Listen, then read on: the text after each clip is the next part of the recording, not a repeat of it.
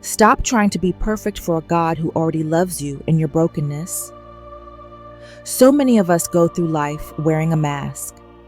We're terrified that if we show who we really are, the messy, broken parts, even God might look away. But the gospel isn't a message for people who've got it all figured out. It's a lifeline for those who are falling apart. When Jesus called his disciples, he didn't head to the temples. He went to the shores and the tax booths. He met people right in their mess. Today, take a deep breath and let go of the pressure to perform.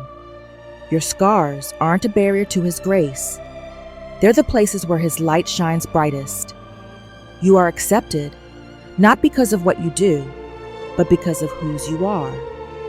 Type Amen if you're letting go of perfection today.